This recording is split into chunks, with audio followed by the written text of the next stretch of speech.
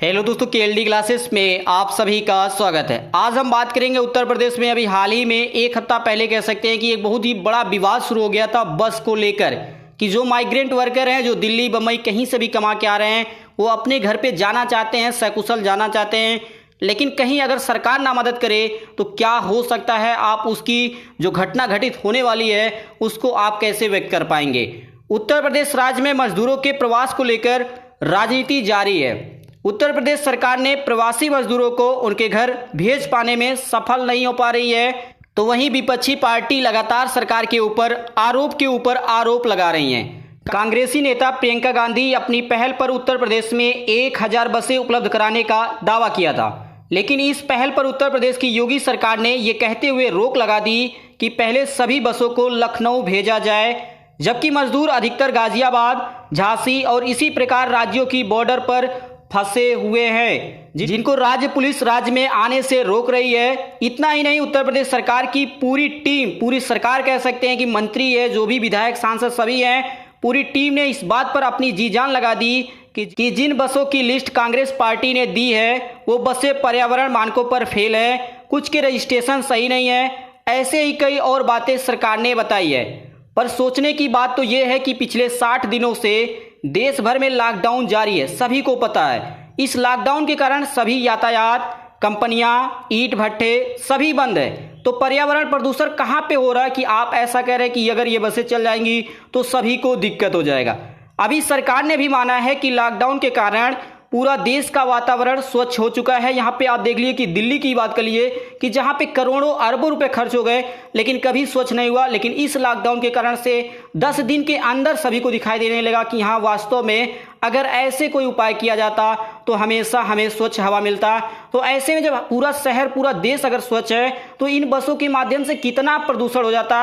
अगर थोड़ा बहुत प्रदूषण हो भी जाता है तो ये प्रदूषण किसके लिए किया जा रहा है, कहीं फालतू तो किया नहीं जा रहा। माइग्रेंट वर्कर जो फंसे हैं, जिनके पास खाने पीने रहने के लिए कुछ नहीं है, उनको ही तो घर पहुंचाया जा रहा, उन्हीं के लिए तो सरकार या पूरा देश जो होता है उन्हीं के लिए सारी व्यवस्था करने के लिए टैक्स लेती है। एक सर्वे से यह भी पता चला है कि देश भर में 90% गाड़ियां छोटी या बड़ी बिना निर्धारित मानकों के ही रोड पर चलती हैं। लॉकडाउन से पहले की बात किया गया है, तब सरकार ने कोई ठोस कदम नहीं उठाया, ये पूरे देश की बात है। और जहां तक रजिस्ट्रेशन की बात है तो ये गाड़ियां भारत की ही हैं, कहीं विदेशों से तो नहीं आई हैं। कागजी प्रक्रिया तो बाद में भी की जा सकती है, पहले लोगों की जान बचाई जाए, क्योंकि मरने के बाद कुछ भी नहीं होगा। क्योंकि मरने के बाद आपके पास पैसा अगर सरकार देती भी है कि लीजिए 1 लाख 2 लाख लीजिए, उससे कोई फायदा नहीं होगा।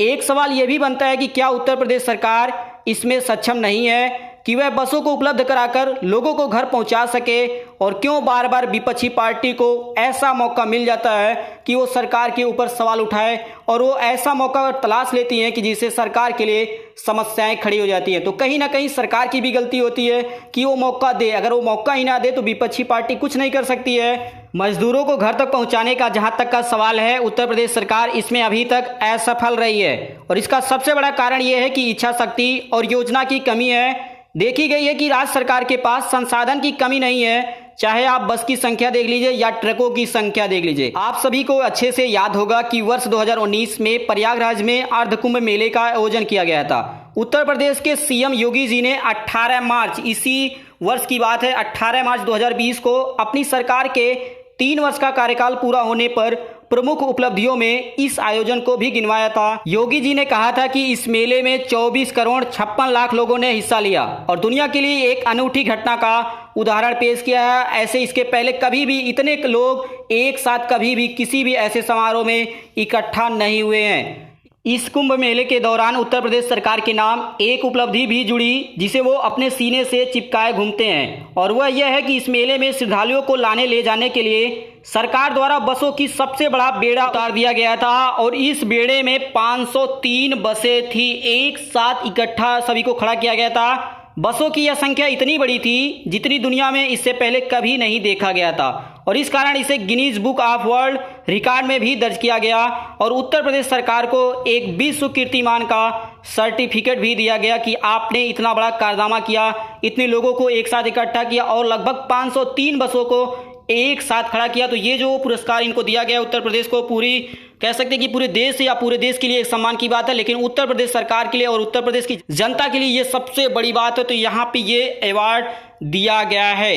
2019 में आयोजित कुंभ मेले में यूपी सरकार ने पानी की तरह पैसा बहाया था। लाइव मिंट में छपी एक खबर के अनुसार कुंभ मेले का बजट 4200 करोड़ रुपए का था। इसके साथ ही अलग अलग कुछ मंत्रालयों ने भी धन जारी किया था। आपको जानकारी होनी चाहिए कि वर्ष 2013 में आयोजित महाकुंभ मेले का बजट मात्र 1300 करोड़ रुपए था, जबकि 6 वर्ष बाद में ही इस कुंभ मेले का जो बजट है वह 4200 करोड़ रुपए हो गए, जबकि ये आपका अर्ध कुंभ था। एक महाकुंभ होता है और एक आपका अर्ध कुंभ होता है। तो इस हिसाब से देखा जाए तो करीब 224% की वृद्धि की गई थी। इतना ही नहीं, उत्तर प्रदेश सरकार और उनके प्रशासनिक अधिकारियों की ख्याति एक और मामले में रही। कांवड़ियों के ऊपर योगी सरकार ने मेहरबानी दिखाई। उनके ऊपर हेलीकॉप्टर से फूल बरसाने से लेकर पैरों की मालिश तक की व्यवस्था की गई थी इस कुंभ के मेले में। लेकिन आज सैकड़ों हजारों किलोमीटर की पैदल यात्रा, भूखे प्यासे रहे मजदूर, महिला, बच्चों के लिए योगी जी का खजाना क्यों नहीं खुल रहा है? जो बताइए कि 1300 करोड़ रुपया खर्च किया गया था, उसको 4200 करोड़ खर्च कर दिया गया, लेकिन यहाँ पे मजदूरों के लिए योगी सरकार ने अभी भी एक भी पैसा नहीं दे रही है। और सरकार आज इसे समाज के ऊपर छोड़ दिया, जबकि सभी काम सरकार को करना चाहिए था। उनको ले जाना, उनका व्यवस्था, खाने पीने, हर प्रकार की जो व्यवस्था करनी है वह सरकार का काम है, चाहे वो राज्य सरकार हो या केंद्र सरकार। लेकिन हम यहाँ पे सिर्फ राज्य सरकार की बात कर रहे हैं। उत्तर प्रदेश सरकार ने कुंभ मेले में 503 बसों की परेड निकालकर एक विश्व रिकॉर्ड बनाया था। लेकिन शर्म की बात है कि जिस सरकार के नाम इतने बसों का विश्व रिकॉर्ड है, उसके पास आज मजदूरों को लाने के लिए बस ही नहीं है। आखिर कहाँ गई वो परेड वाली बसें जिनका फोटो खिंचाने और सर्टिफिकेट पाने के लिए किया गया था? उस समय तो कोई रजिस्ट्रेशन व पर्यावरण का ध्यान नहीं आया था सरकार को। और आज क्या हुआ कि आज सबसे पहले ये चेक किया जा रहा है कि क्या बसों का रजिस्ट्रेशन हुआ है, क्या पर्यावरण के मानक है वो उतर रहे हैं या नहीं। आज ये सब चेक करने की जरूरत नहीं है, आज बस हमें लोगों की मदद करनी है। एक विशेषज्ञ ने तो यह भी कह दिया था कि ये बसें गुजरात राज्य से भाड़े पर मंगाई गई थी और वापस चली गई, जो कुंभ मेले में मंगाई गई थी।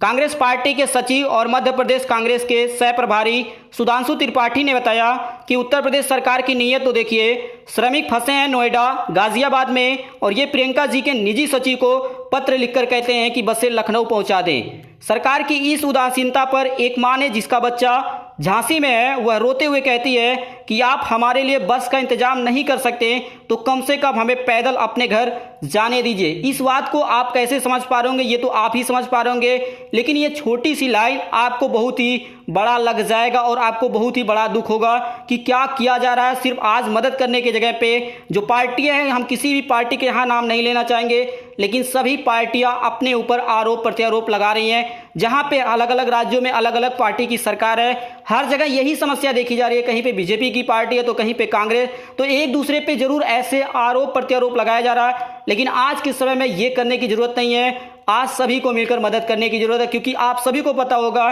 कि अभी हाल फिलहाल में कहीं पर भी चुनाव नहीं है, तो इसलिए ऐसे मुद्दे को चुनाव वाली न बनाया जाए। आप सभी को अच्छे से याद होना चाहिए कि प्लान करते हुए मजदूरों के साथ देश में दर्दनाक घटना हुई है। यह घटना उत्तर प्रदेश राज्य में औरैया जिले में, वहां 24 मजदूर एक सड़क हादसे में मारे गए हैं। अभी देखा जाए तो पूरे देश में करीब 208 लोग ऐसे मारे गए हैं, ऐसी उनकी मौत हुई है कि जो कोरोना वायरस से प्रभावित नहीं थे, लेकिन वो कहीं पे सड़क से हादसे में, चाहे वो रेलवे के माध्यम से जो अभी एक्सीडेंट हुआ है, ऐसे कई प्रकार से देखा जाए हर राज्यों में कुल मिलाकर करीब 208 लोगों की मौत इसी प्रकार से हो गई है। भारतीय प्रधानमंत्री नरेंद्र मोदी ने घटना पर दुख व्यक्त करते हुए मृतकों के परिजनों को 2 लाख रुपए और घायलों को 50,000 की आर्थिक मदद दी गई है। अगर उन्हें पहले ही मदद की गई होती तो ऐसी इस घटनाओं को रोका जा सकता था, लेकिन क्या किया जाए, हर जगह जब राजनीति है तो क्या किया जाएगा। देश के सबसे बड़े प्रदेश के मुख्यमंत्री अपने सरकार के 3 साल पूरा होने पर जब कह रहे थे कि उनके सरकार के कार्यकाल में राज्य के लोगों की धारणा को बदलने में कामयाबी मिली है और राज्य को विकास, विश्वास और सुशासन के रास्ते पर ले आई है सरकार। दुख की बात तो यह है कि मुख्यमंत्री ने यह सभी दावे सिर्फ 2 महीने पहले अर्थात 18 मार्च को अपने भाषण में, अर्थात जब उनका 3 साल का कार्यकाल पूरा हुआ था, तब ये सब स्पीच दे रहे थे। लेकिन जनता को क्या पता था कि जो सरकार अपने काम की इतनी तारीफ कर रही है वह अगले ही महीने उनकी मदद करने से मुख मोड़ लेगी और इस प्रकार का पूरा एनर्जी 1000 बसों का रजिस्ट्रेशन और खंडन में लग जाएगा, ऐसा कभी किसी ने नहीं सोचा था। तो ये आपको ये भी लग रहा होगा कि ये पहली घटना है, ऐसी नहीं है। ऐसी कई घटनाएं घटित हो चुकी हैं कि जहां पर सरकार होती है किसी दूसरे पार्टी की और विपक्ष कभी मदद करना चाहता है ऐसे संकट के घड़ी में, तो ऐसे समय पे विवाद होता रहता है। तो यहाँ पे हम एक राज्य का एग्जाम्पल लेंगे, जैसे गुजरात हुआ और बिहार राज्य, इन दोनों के बीच में जो कनेक्शन है उसके बारे में बात करेंगे।